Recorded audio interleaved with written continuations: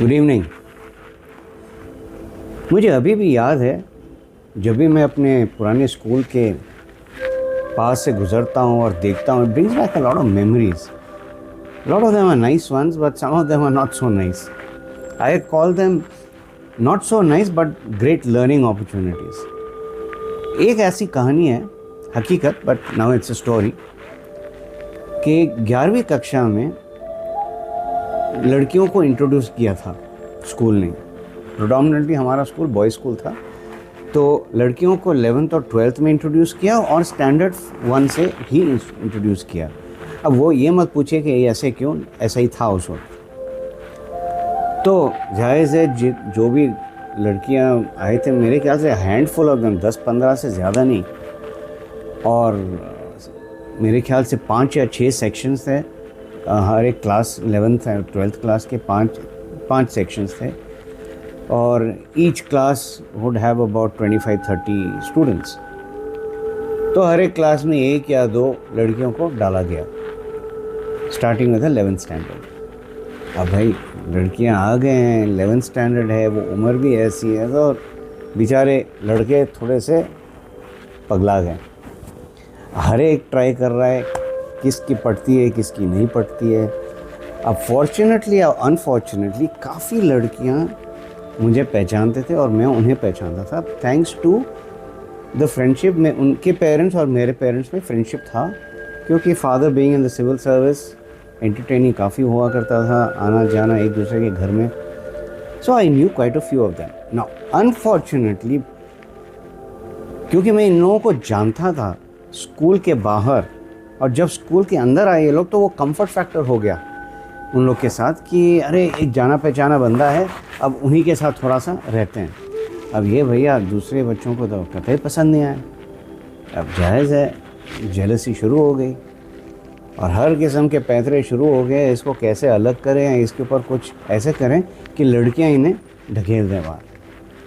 तो एक ऐसी स्टोरी हुई है कि एक बहुत ही अच्छा मेरा मित्र था, मैं था बोल सकता हूँ, अभी भी शायद है, पता नहीं, क्योंकि सालों हो गए मिले नहीं, लेकिन इनके साथ हुआ।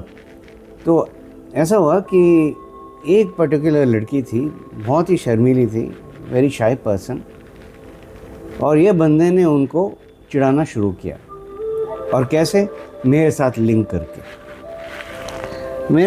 करके उसको चिढ़ाना शुरू किया। उसको पसंद ही नहीं आया, वो रोते हुए मेरे पास आई कि देखो यार ये ऐसा कर रहा है, इसको रोको। मैं बोला मैं क्या करूं, आप जाके बोलो मत करो, लेकिन नहीं, इसमें हिम्मत नहीं थी और ये बंदा उसका फ़ायदा उठाता।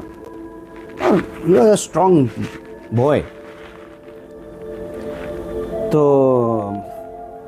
मैंने जाके बोला भाई क्यों तंग कर रहा है, शी डजंट लाइक इट, छोड़ देना, क्यों तंग कर रहा है, कुछ नहीं होता, मैं करूँगा, उसको बोलने दे। मैंने बोला मत कर, वो रो रही है, क्यों चिढ़ा रहा है बार बार, रहने देना। 1 बार बोल दिया, 2 बार बोल दिया, 3 बार बोल दिया, leave it, it's not good, अच्छी बात नहीं है। लेकिन ये बंदे ने जाके फिर से चिढ़ा दिया। पता नहीं मेरे अंदर क्या हुआ, मैंने सीधे उसके पास गया, और ये क्लास के अंदर नहीं था, क्लास के बाहर था। मैं उसके पास गया, उसको आंखों में आंखें डाल के बोला, मैंने बोला था मत करो ना। मैंने उसकी ये जो थंब है ना, ये पकड़ के बस तोड़ दिया, यहाँ से टूट गया एक झटके में। ये बंदा चिल्लाया, मैं तब समझा कि यार मैंने कुछ ज़्यादा ही स्ट्रेंथ डाल दी। Actually I didn't want to do so much, but वो स्ट्रेंथ आ गया, तोड़ दिया। और उस ज़माने में I was doing martial arts also, तो ये टूट गया। ये बंदा रोना शुरू कर दिया।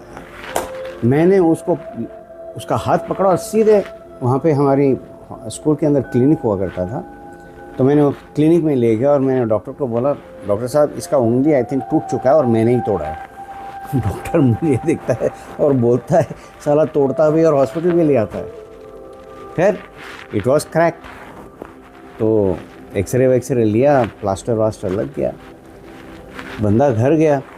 मैंने फ़ोन किया उनकी मम्मी डैडी को और बोला कि देखो ऐसे ऐसे कांड हुआ है, मैंने तोड़ा बिकॉज आई वांट हिम। ये सुना नहीं, आई एम सो सॉरी, लेकिन I had no other option.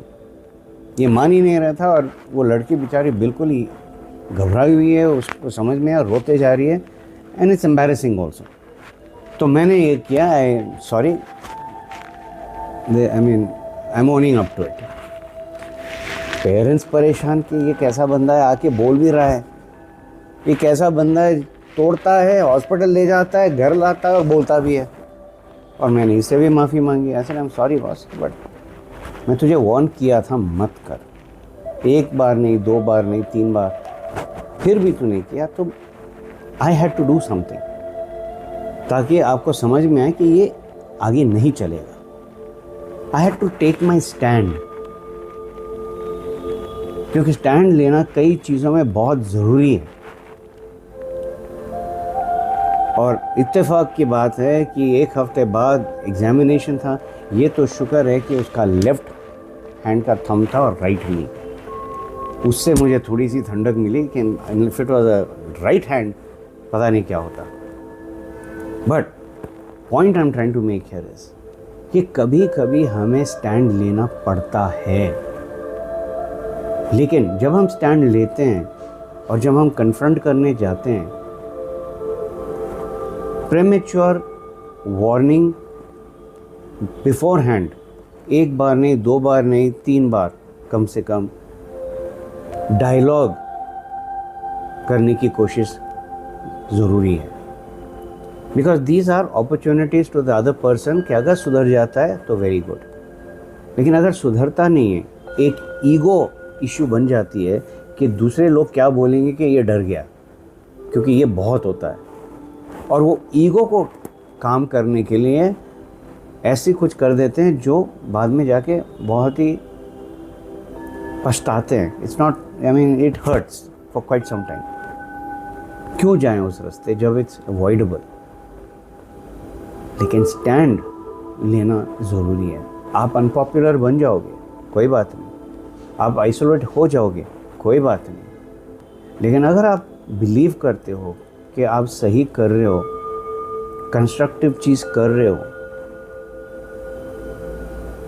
फिर इट्स ओके। एक चीज़ हमें हमेशा याद रखनी है और एक चॉइस है ये, क्या आप पॉपुलर बनना चाहते हो या आप सही बनना चाहते हो?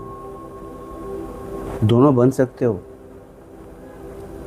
लेकिन पॉपुलर बनने के लिए लोग कुछ भी करते हैं, कुछ भी। लेकिन सही करने के लिए you need a lot of courage, you need clarity of mind और एक बहुत clear cut intent, motive, purpose, तब ही जाके हम ये कर सकते हैं। और हर एक का तरीका अलग होता है। तो मैं अब ये आपके ख्याल में ये बात छोड़ देता हूँ कि आप कितनी बार एक स्टैंड लिया है फॉर अ ग्रेटर गुड, अच्छाई के लिए, आपकी नहीं, दूसरों की, सबके लिए, जहाँ पे फ़ायदा सबका हो, जहाँ नुकसान ना हो। एक स्टैंड लेना ज़रूरी है, क्योंकि अगर आप नहीं करोगे, जब आप कर सकते हो, तो आप रोल मॉडल कैसे बनोगे, खास करके यंगर जनरेशन के लिए? How do you set an example? अगर आप खुद नहीं करोगे, खुद नहीं बताओगे, खुद नहीं डेमोन्स्ट्रेट करोगे, तो यंगस्टर्स कैसे सीखेंगे? उनको प्रेरणा कहाँ से मिलेगी? तो इस बात पे गौर जरूर कीजिएगा दोस्तों। And have a lovely evening.